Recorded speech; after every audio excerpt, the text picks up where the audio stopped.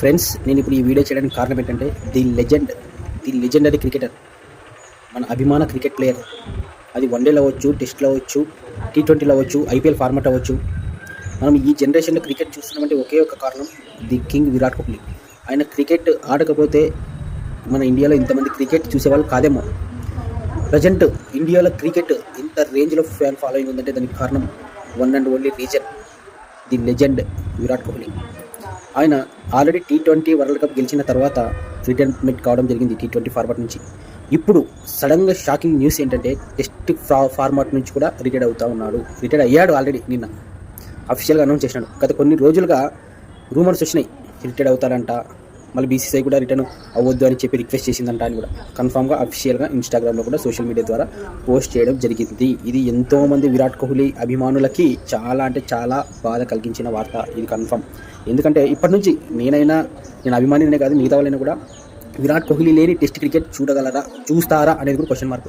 ఖచ్చితంగా విరాట్ కోహ్లీ లేకుండా test cricket match లైవ్లో చూసేవారి సంఖ్య కూడా తగ్గిపోతుందని నేను అనుకుంటున్నాను. నేనైతే కొన్ని రోజులు చూడాలని ఇంట్రెస్ట్ కూడా నాకు లేదు.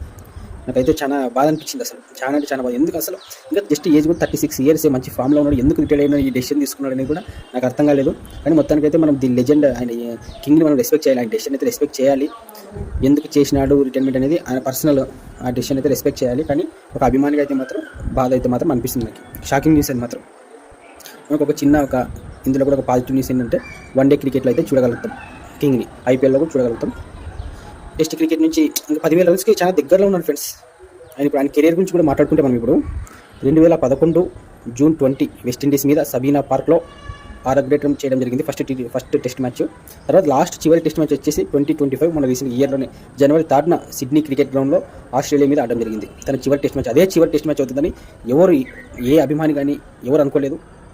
కానీ ఆయన ప్రకటించినాడు రిటైర్మెంట్ని. అంతే.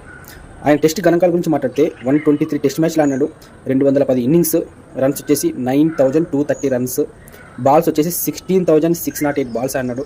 హైయెస్ట్ రన్స్ వచ్చేసి 254 runs, average 46.85, strike rate 55. Test క్రికెట్లో 50+ ఉందంటే అది మంచి స్ట్రైక్ రేట్.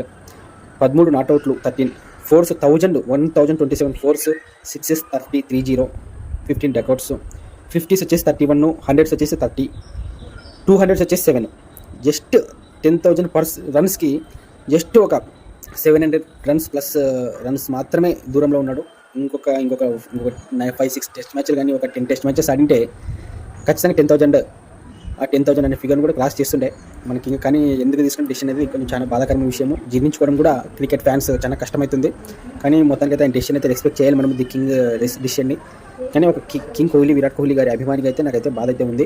ఆయన రిటైర్డ్ కాకపోయింటే బాగుండే. ఆయన మళ్ళీ రిటైర్మెంట్ వెనక్కి తీసుకుని మళ్ళీ టెస్ట్ క్రికెట్ కొనసాగితే బాగుంటుందేమో అన్న ఆలోచన కూడా నిజమైతే బాగుంటుంది అనుకుంటున్నా. కానీ జరగకపోవచ్చు, ఎందుకంటే ఆయన కన్ఫర్మేషన్ ఇచ్చినాడు కాబట్టి. Once again legend, happy retirement. ఇంకా భవిష్యత్తులో మీరు ఇంకా క్రికెట్ ఫార్మాట్లో T20 కాకపోయినా వన్డే ఫార్మాట్లో అయినా కొనసాగాలని, నెక్స్ట్ వరల్డ్ కప్ విన్ అవ్వాలని, అందులో మీరు భాగస్వామ్యం కావాలని మీ అభిమానిగా కోరుకుంటూ కిషన్.